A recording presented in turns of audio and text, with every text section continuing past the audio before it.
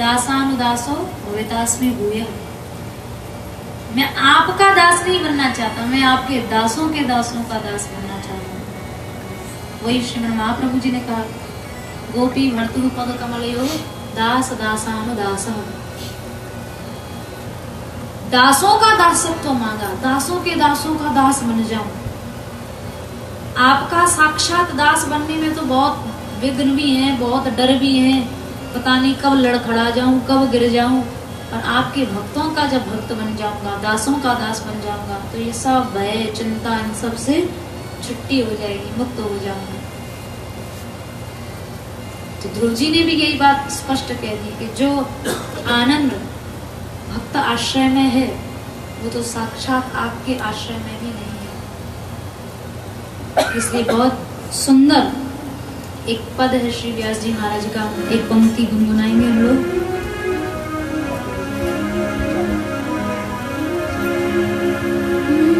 जो सुख होत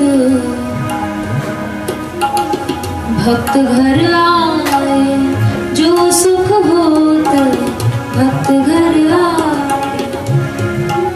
सब लोग बोलने का प्रयास किया करो, क्योंकि ये वो वाणियां हैं जो वाणी नहीं थी, जो ये साक्षात उन महापुरुषों का जीवन था। तो ये कोई कवि की बनाई कविता नहीं है, ये अनुभूतियां हैं साक्षात, ये उनका साक्षात जीवन है उन महापुरुषों का। तो इसलिए कोशिश करो गाने की।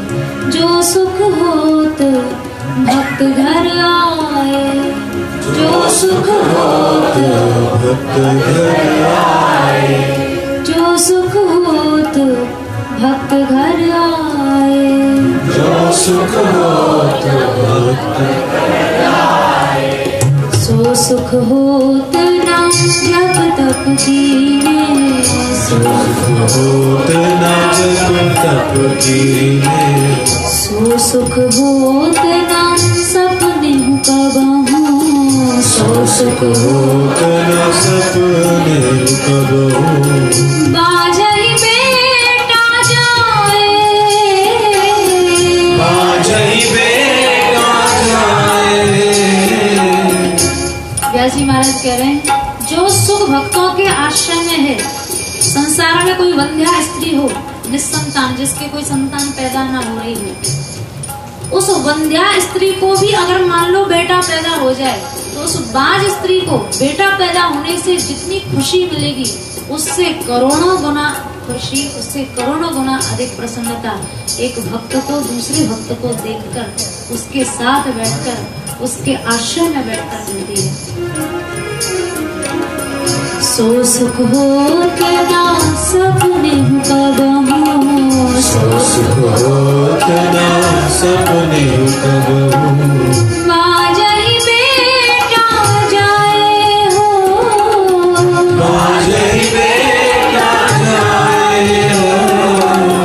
जो सुख होत भक्त घर आए, जो सुख होत भक्त घर आए, जो सुख होत भक्त घर आए, जो सुख होत भक्त घर आए। तिन संग कथा कीर्तन सुन सुन, तिन संग कथा कीर्तन सुन सुन। नैनन नीर बहाए हो, नैनन नीर बहाए हो। किसी भक्त के साथ बैठकर भगवत चर्चा सुनकर आंखों से अश्रु निकलने में जो आनंद है, वो संसार के किसी वस्तु पदार्थ में कहाँ हो जाएगा।